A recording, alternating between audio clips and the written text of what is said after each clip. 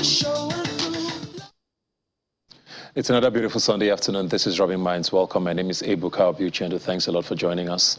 Yes, there's a lot happening around the world. The FIFA World Cup begins today in Qatar without the Super Eagles, unfortunately. I am completely heartbroken. If you know me on this show, you know that my favorite team in the world is the Super Eagles, and it's going to be a very hard couple of weeks ahead for me and for many Nigerians. But if you're a fan of football, there's still a lot to celebrate.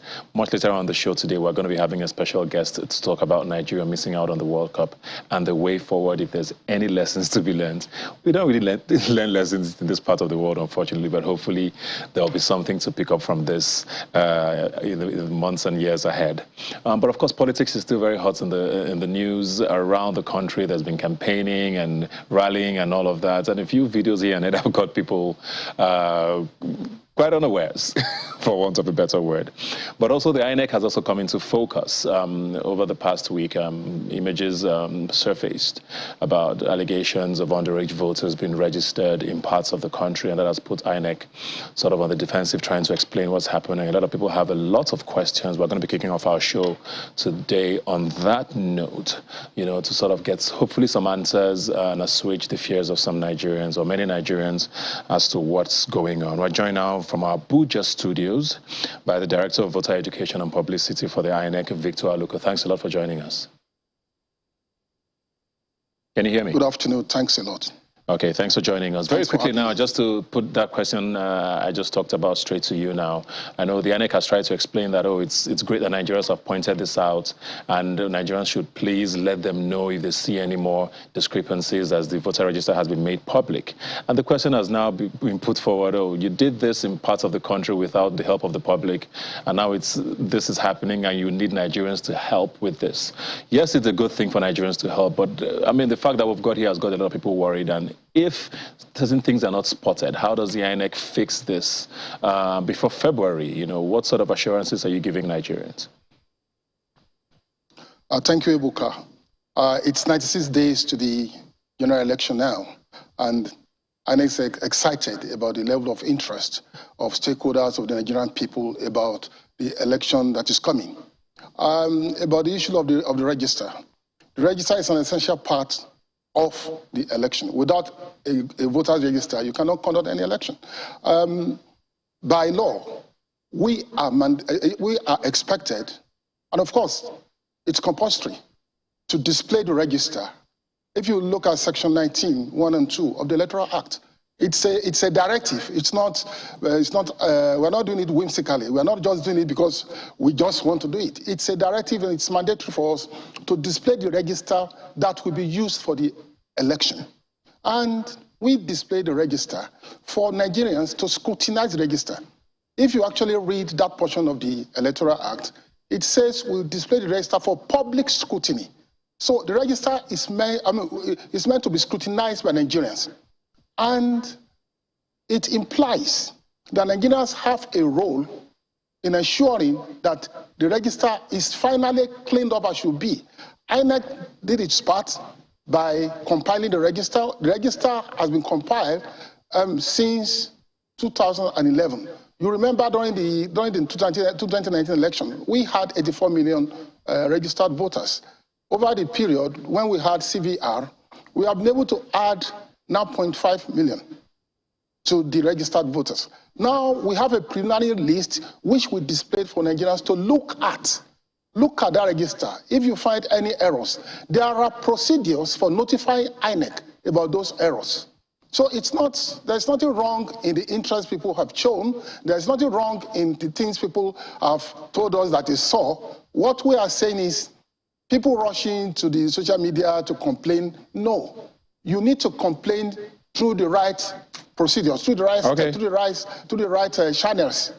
And all right, sorry to cut you in there. That is in our offices, in the local government areas. Just get to our revision officers and notify us. Currently, from yesterday to next Friday, we will be having what we call claims and objections in our local government offices. People can easily go to those offices and make their claims. And also, all right, sir, we get that. I just wanted to, sorry to jump in here.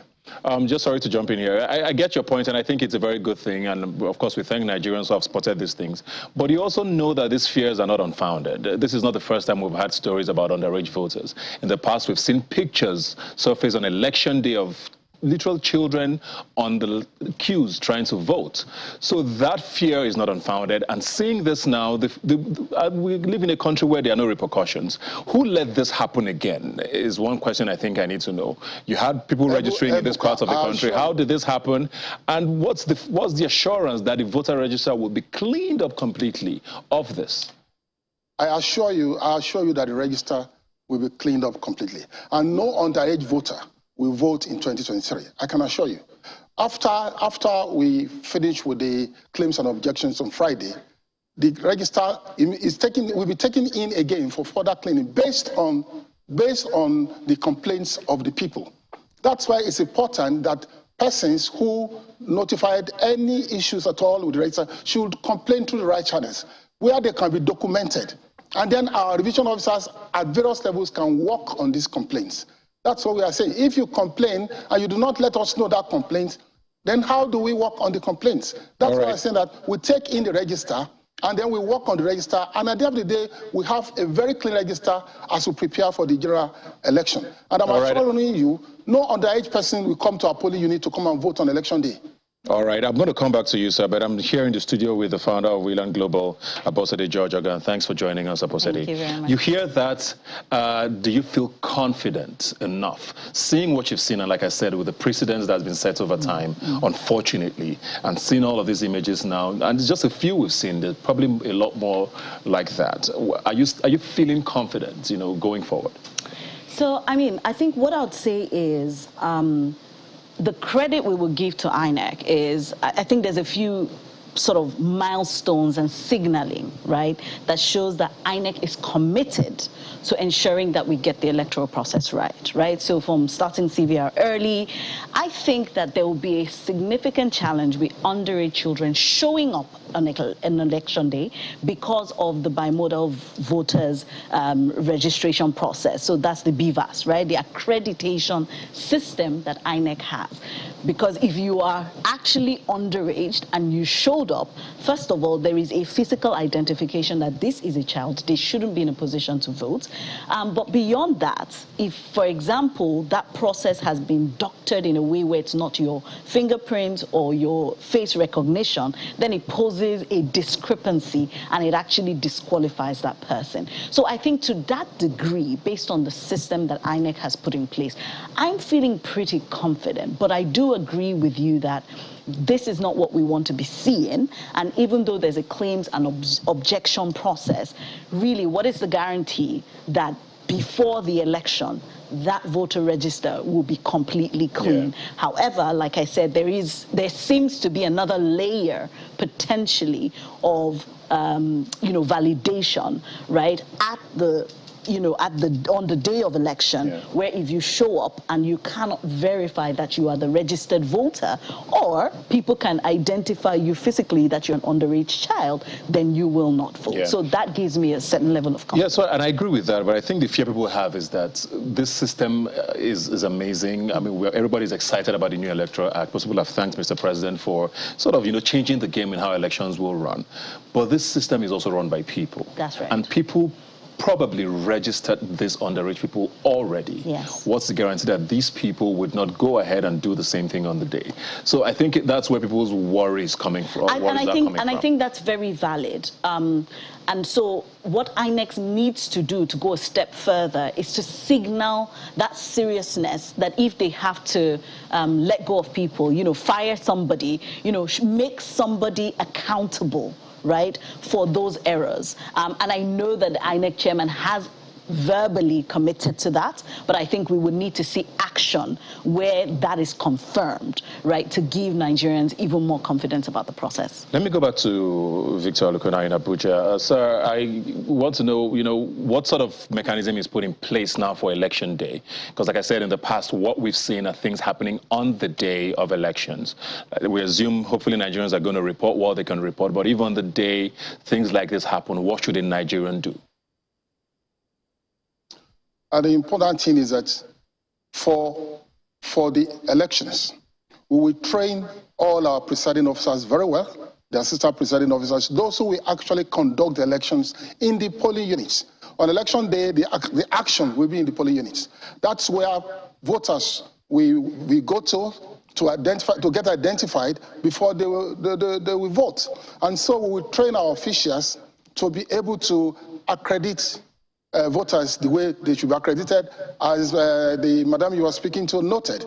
We are going to use the new system which we call biometric voter accreditation system. We will not only be checking your fingerprints, we also check your faces if your fingerprints will not validate you. And so there will be a real physical presentation by all voters. I mean, you cannot use another person's card, you cannot impersonate, you cannot do anything. It must be you that will be holding the card that belongs to you. And in that process, I don't see how anybody can play games.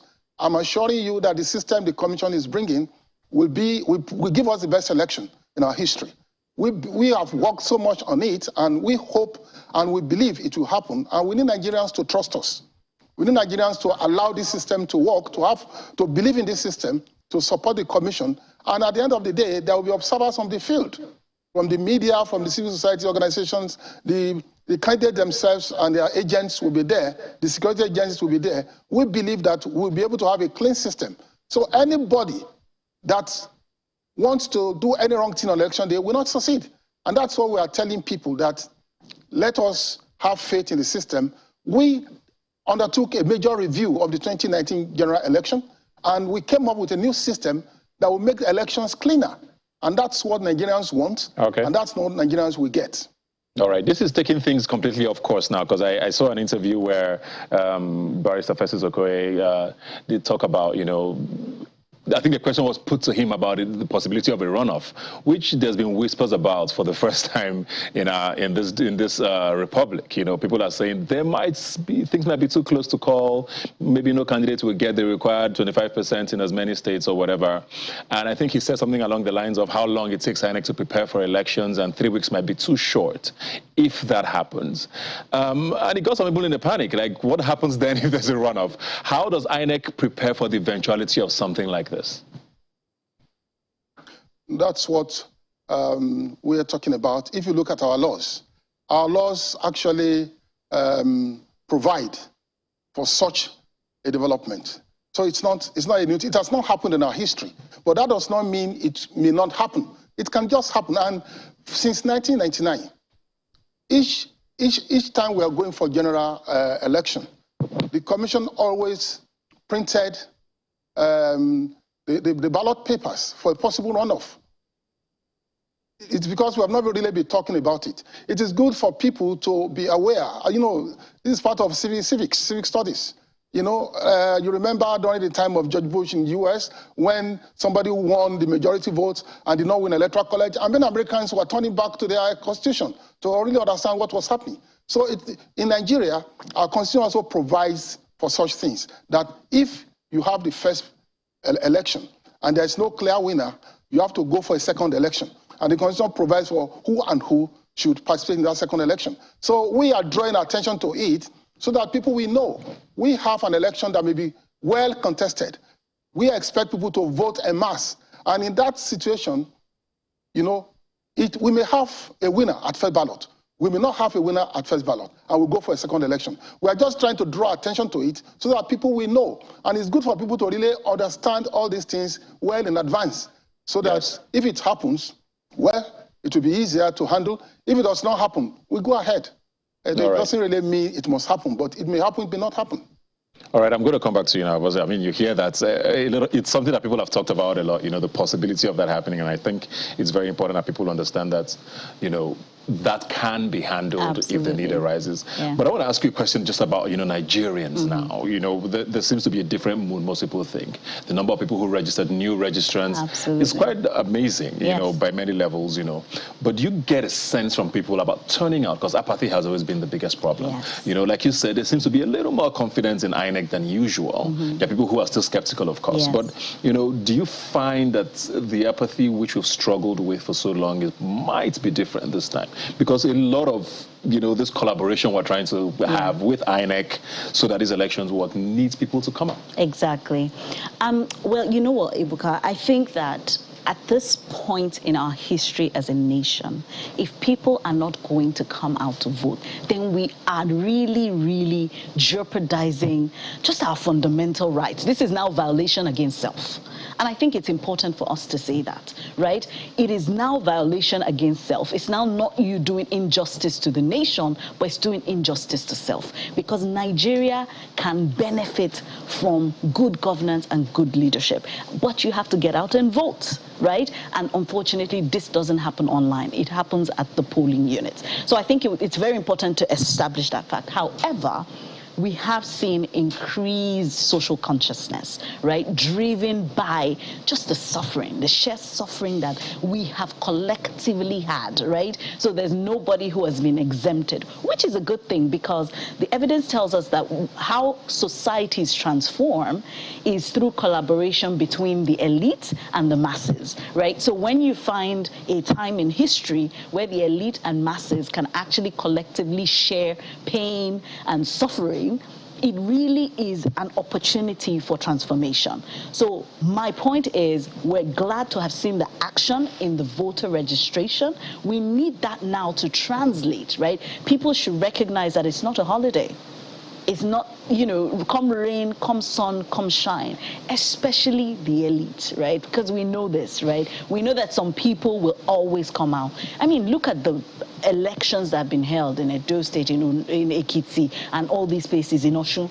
You will see old people queuing. And I think if we take that same commitment. It's a commitment. It has to be patriotism to say, I'm going to show up on election day and I'm going to vote. So I think that a lot of things are coming together.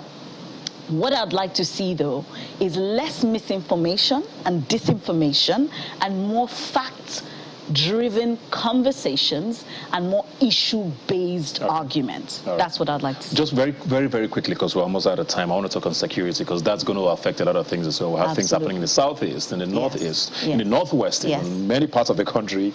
Most people are not necessarily feeling confident to come out and vote. Are you seeing signs of that abating by then?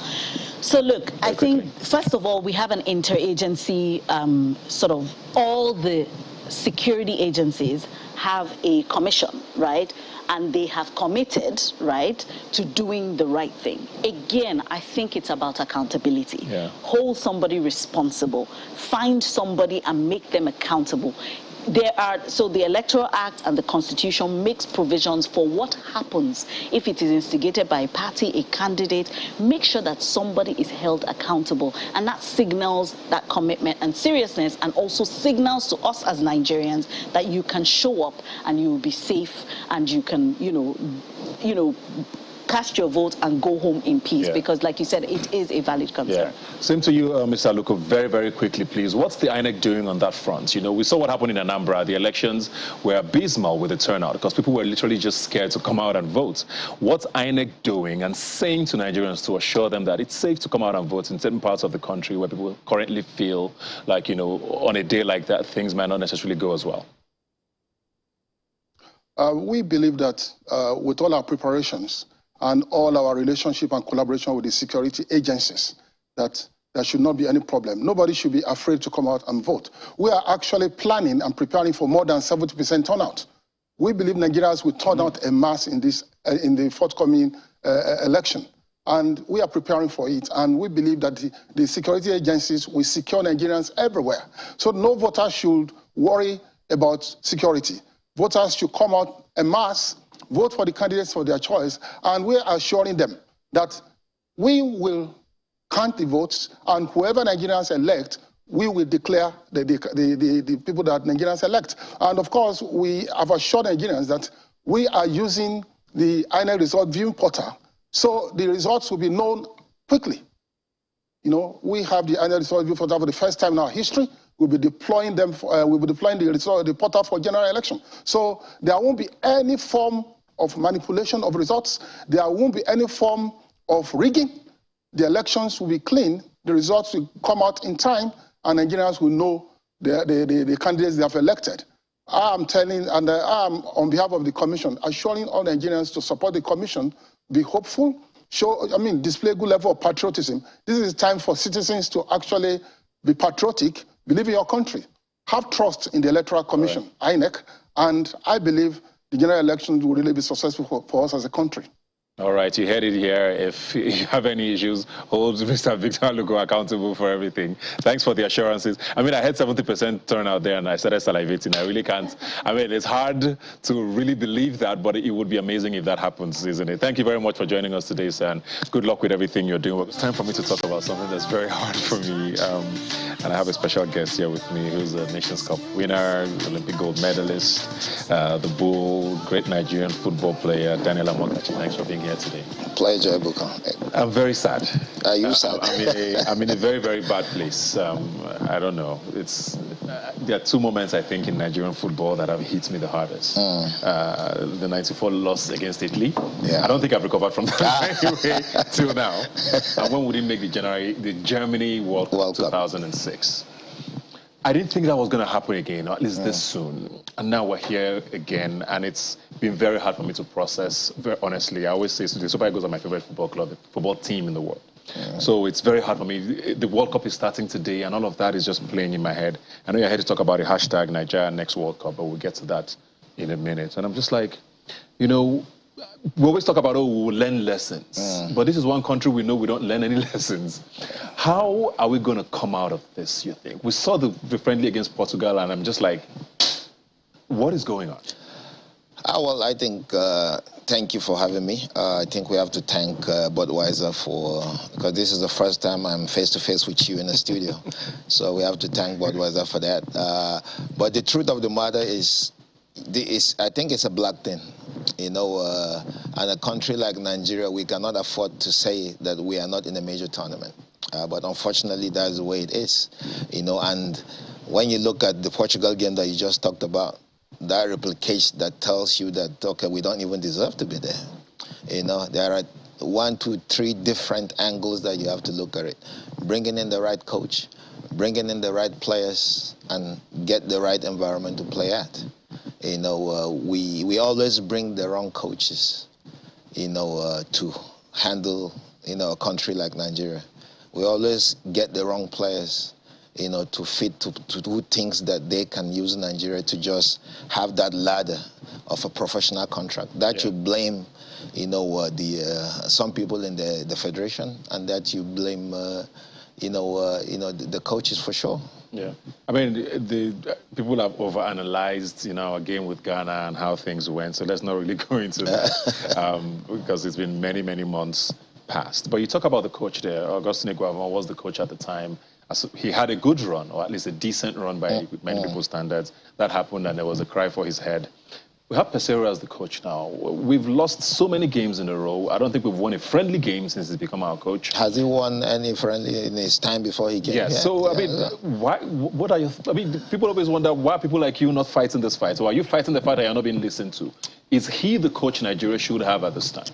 Yeah, well, first of all, we go back to Genort Rohr. Roy wasn't, you know, a specific coach for Nigeria 100%. For me, I was one of those that are not support with his antic and tactic when it comes to, you know, football. But, you know, he was let go. When he was supposed to be, you know, laid off, they didn't, and they allowed the process to stay too long, and then they let him go at the wrong time. Yes, they brought in, you know, Cerezo, you know, and he had a good run, like you did say. But at the same time, when you bring in a coach, the difference between bringing an European, you know, and a Nigerian is you don't give the Nigerian, not even the time, you don't give him that confidence to bring in his own staff. Okay. And then you get, you know, you entangle into his business. You know, and what we're hearing, you know, why we never made, you know, Qatar was because an evening before, you know, the game, certain players knew they were going to start because verbally there was interaction between the technical bench and those players. And then now you have... So is this the coach or... Yes, the coach. The coach told them already? The coach can be the one. He can send his assistant. You know, they have like 4 different assistants. You know, and then at the end of the day, the next day, you know, when they sat down in front of the tactical board, that was a different list. You know, and then that tells you there is an entangle from somebody else to play some certain players. This is something we've always heard about, though. You know, about meddling in team lists. Yeah. Probably from your time, even when you were there. In our time, it never happened. Okay. You know, because we have a generation of a lot of sexy players, and if Ebuka is playing, you know that he's a good player. You support him. You know, that's just the way it is. Yeah, of course. But now you have players who, you know, a woman who sells akara, or you know, on the side road knows that that player is not even supposed to start the game. That's what we have now. You know, quality-wise, do we have those players? So, definitely, yes. I mean, but most people will argue that, I mean, we have some of the best strikers in Europe now, regardless of what leagues they are in. A pretty decent midfield. Maybe the defense and the goalkeeping positions are a bit troublesome. Are you blaming the team? Or, like I asked, is Pesero the man for that position? Like I said earlier, the coach has some blame. The players have, because the players is that committed and that passion, that patriotism that they have to put in to win. For a coach, bringing in a coach who was, you know, pushed in, like we heard from the media, that the Mourinho was the one that, you know, pushed for the job, and he got the job, and he's Mourinho's scholar who plays the same formation like Mourinho. Look at the Portuguese game. The Portuguese game definitely tells you that you have to unleash those players. You know, one thing I tell people, this is Nigeria, this is Africa. You have to have a brand. Brazil struggled in the 50s, and they said, no, this is not our style of football. We have sexy players who can dribble. We have players who can do with whatsoever they want to do with the ball. Let's unleash them, let them get it doing.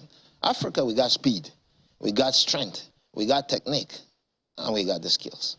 So why don't we use what we have to dominate the world? And if we don't do that, believe me, we'll continue struggling. Do you think he needs to go? And it's too early for him to go. Nigeria haven't even finished paying the former coach yet. How do you want this one to go now, and then you start paying him? The last coach was $2 million. This, nobody knows the contract. It might be 2, it might be 3, it might be 4. You know, but it's the wrong time, you know, to allow him to go. He just came. But, you know, does he need help? If he do need help, then they have to get injected there. One very important thing, I was watching the TV before I came here, Christian Chukwu. We have a philosophy that has worked for us once, twice, and 3 times. When Westerhoff came, he looked onward. When Keshi came, he looked onward. And we all succeeded. Yes, the league is on a shamble right now, but the league will get better. And we have the quality. Yesterday, I was invited to an Edigbo, you know, community cup. And I was watching the game, and I asked, are you sure these players are traders? And they said 100% of them are traders. And I watched 90 minutes of football, and I was amazed. Nothing. I mean, there's no doubt that the talent is here. The talent is there, but we have to.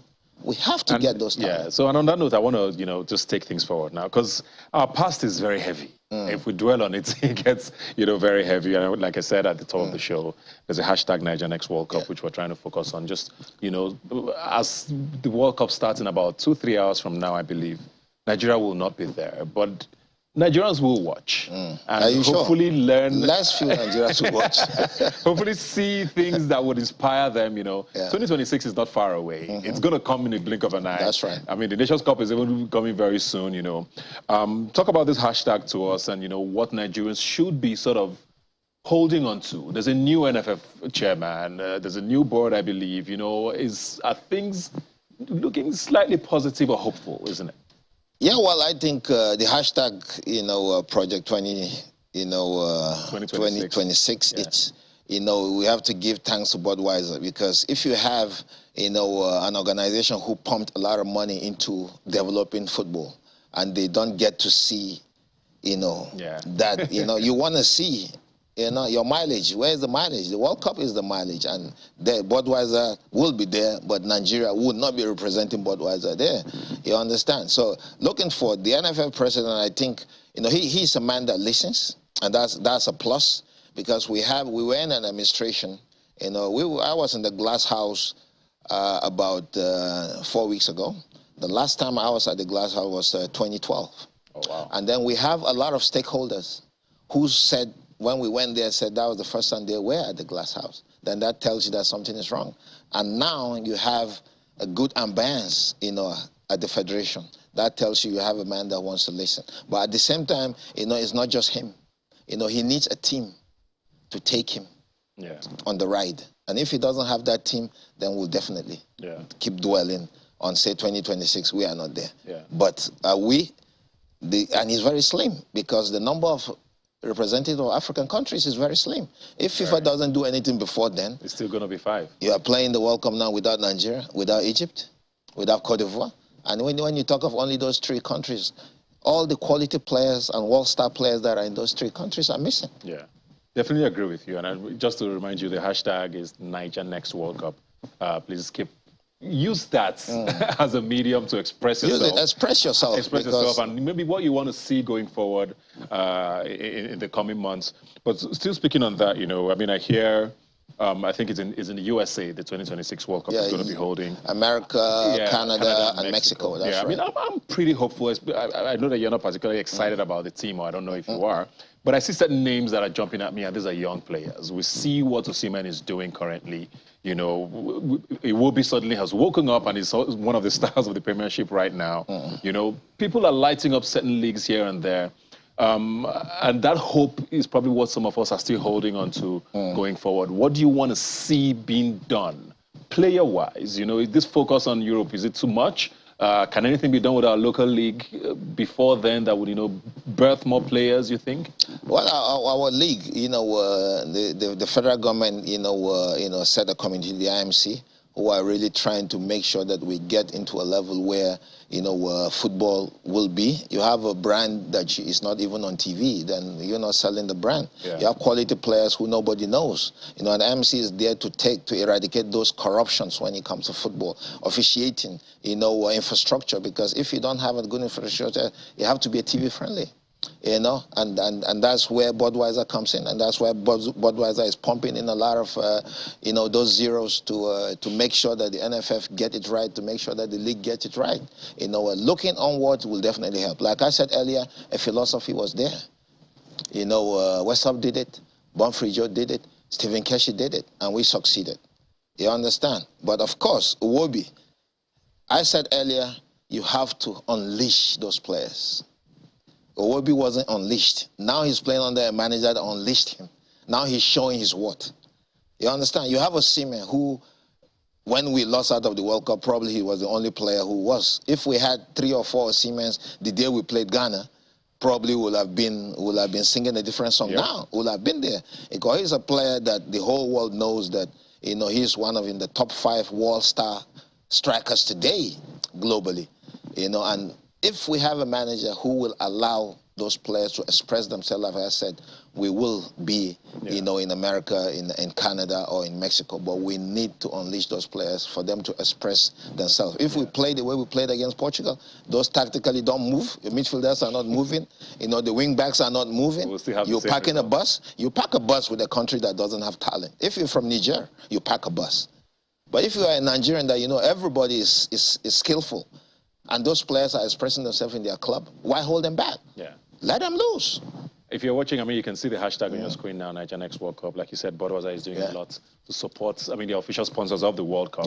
And of course, they're probably Nigerian brand as well, and they're doing a lot to also support Nigerian football. I wanted to use the hashtag and share with us. We always say Nigeria has 200 million coaches. Everybody sits in their house and like I said earlier, a woman who is selling akara, she knows football. Everybody's a coach, and that's what we want to see now. Share with us on Twitter, what you think Nigeria needs to do to be at the next World Cup and to succeed in the coming years. What do you want to see fans, or what do you want to hear from fans? What kind of messages do you want to hear from them? I want to, we meet. The beautiful thing about this football of ours is called team sports, and if you're not open to criticism, then you will never succeed. And when you meet 5 people, when you sit down, you sit down. I'm from the north. You sit on the Meshayi stool and you're frying some Indomie for you or doing that shy, and you hear people discussing football. You pick one thing that is true. And that's what we want to hear from those fans. Some people always say about enjoying, these games at viewing centers. Yes. You hear one of you these. hear, Okay, and he's right. Yeah. Why is this player, why is this coach not taking this player out? This player is supposed to play from the right. Isn't he supposed to do this? Why is he playing a false number 9?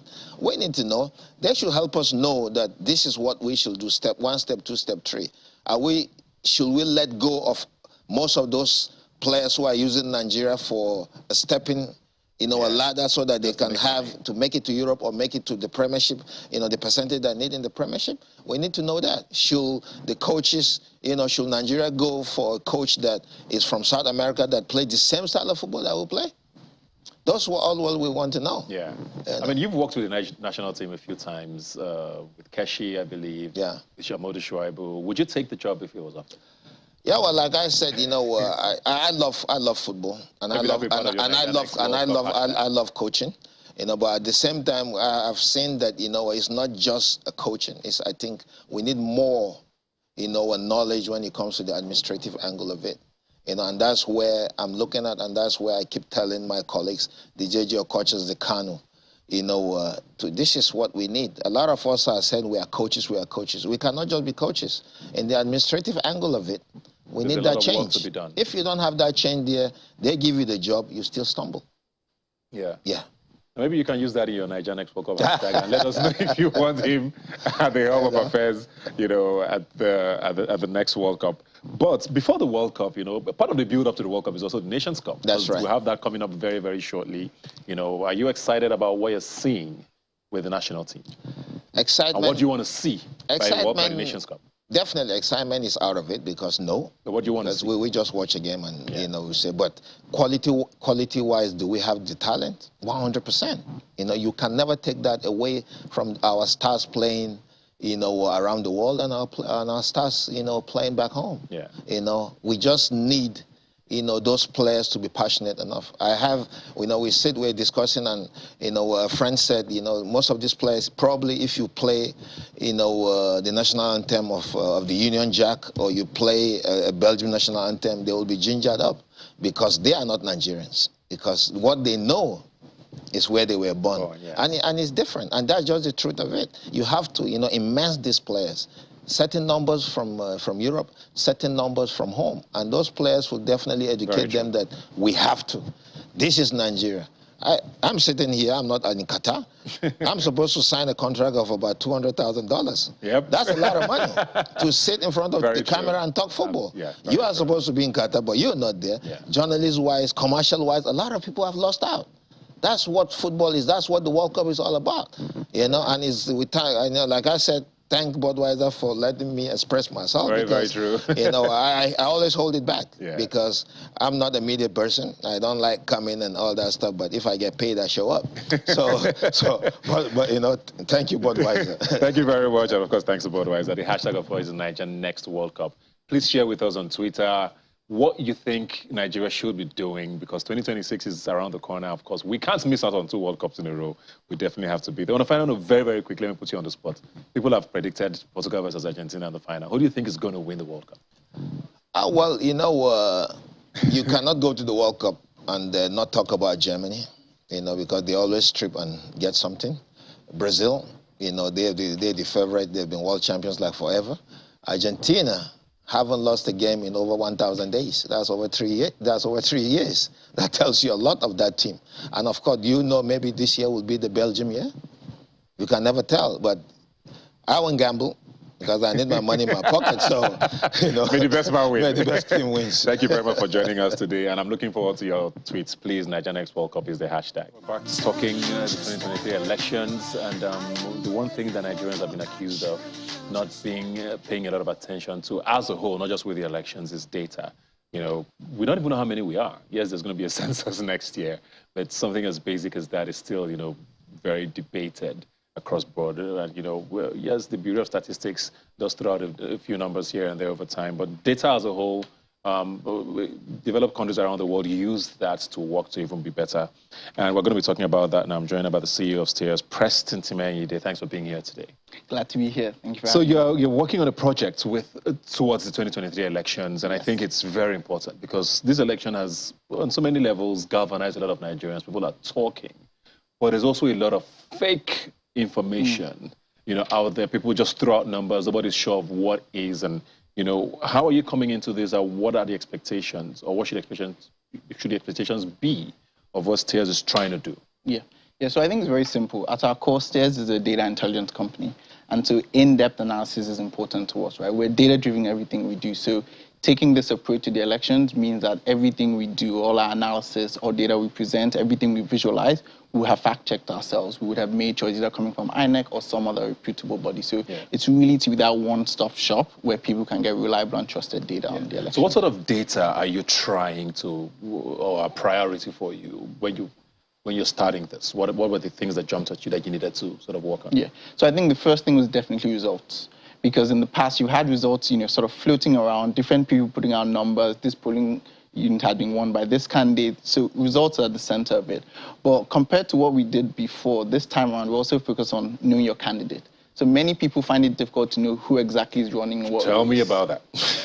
And so if you go on to, for instance, Steers elections today, the core function that we made available as of now is really know your candidate. So you can go down to as low as like State House of Assembly and identify the relevant sort of, you know, House of Reps, Senator, Governor. We really focus on making sure it's easy to find the relevant candidate. What about voting patterns? Because that's also something I know that, you know, maybe talking polling loosely, you know, it's also something that's very debated, even in developed countries. We saw what happened in America recently and in the past, you know, where polling numbers are put out and the results coming and it's something completely different. Is that something you're looking at? And how do you gather your data even? Because Nigeria is tough to get things like that. How do you work around that? It is. So I think the first thing in terms of polling, we are definitely bullish on it. I think our polls will start coming out from January, and that's primarily because we want polls that are statistically significant, statistically relevant. So we do have to work on our end on methodology, make sure it's as nationally representative as possible before we put them out. But that's an area we're very big on. And in terms of where we get our data from, I mean, the first source is always INEC, right?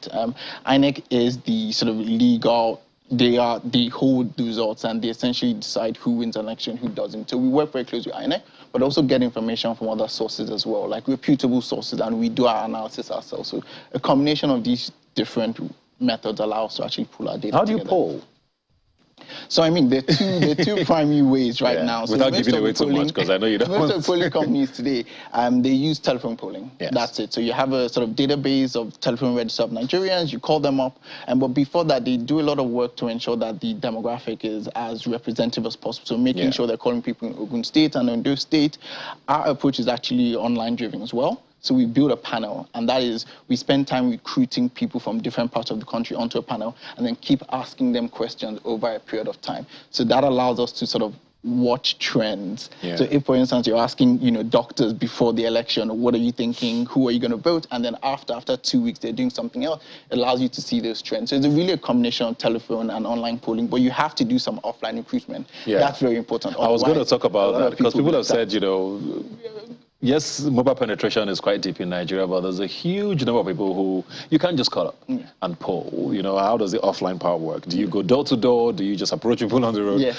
So we use partners for that. So we're working with a couple of polling partners across the country. But I think one thing to emphasize as well is it depends on the demographic you're talking about. Young people, 18 to 35, a lot of us are really just internet-enabled, right? So if you were looking for the sort of perception of young people, you might succeed more with online polling in a way you wouldn't if you're looking for like 65 to 80-year-old. So it really does depend, and we are focused on that 18 to 35 segment. I just need to ask all of that because people tend to question polls a lot. So it's important that we know that, you know, the background is. But in your conversation so far, what do you get from Nigerians that is at stake at these elections? You know, what are Nigerians most concerned about? I mean, so definitely the biggest issue on most people's minds right now is this duopoly being broken, right? Moving from just two political parties to a sort of, in the past we used to call it third force, but now people are looking at it as, you know, the third party that is actually growing in terms of momentum. That is pretty big.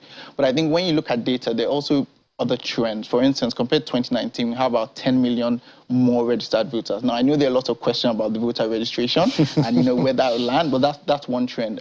We've also seen young people specifically, like under 35. In 2019, compared to 2019 rather, we've probably had about, you know, 8 to 10% fewer people actually running that are under 35. So people who have tickets at the primary primary level, right? But also when we look at like youth and women participation in politics, those trends they're not impressive yet, but we still have some time before, we eventually see the final numbers after general election. But I think those are interesting trends that are already showing up right now. All right, very quickly now, why should, I mean, you mentioned INEC as a source. Why should I check out Stairs if I can just go to INEC? What's the difference?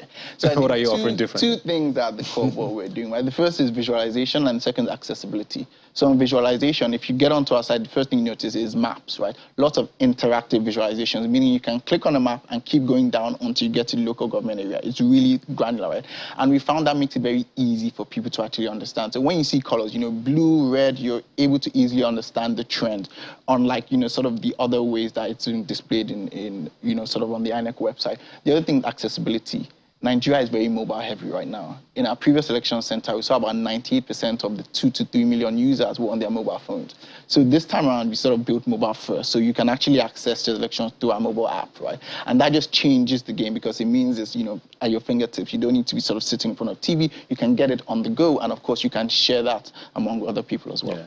Anything surprise you so far in your data collection from what Nigerians have sort of talked about, or anything jump at you? Yes, I think one trend that really caught me off guard was just the amount of turnover at the National Assembly. So we're seeing about 70% turnover. So we have new members of House of Reps. It's going to be an almost brand new house. Exactly right, because at primary level already turnover is about 53 or 54%, right? So a lot of new people are really coming in, right? And then you see another trend with sort of the governors, where there are about 28, gubernatorial elections coming up. About 17 of them are new governors, right? And then when you look at where the governors are going, they're heading towards the Senate.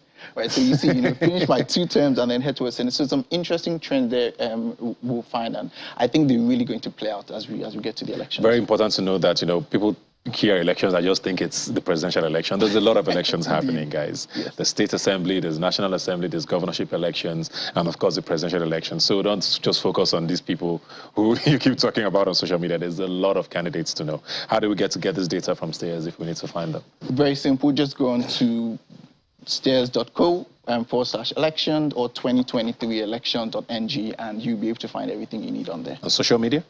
Yes, we're on social media as well. Stairs Insights, so that's STEARS, and Insights, that's on Twitter, and you can find us on Instagram as well. Thank you very much. I'm a huge fan of polls, even though they're very disappointing a lot. There are people who always tell me, stop looking at polls. I mean, I feel like it just gives you a bit of an insight. It doesn't mean I believe them 100%, but it kind of shows you, where things are going. Hopefully we'll have some polls to show you as well. I'm looking forward to all the data, of course, besides the polling that you've been doing. And good luck with everything, and thanks for being here today. Thank you very much, Erika. But like I always say, you can follow the conversation on social media. Please use the hashtag Rubbin Minds when you send us a message. I'll see you next Sunday.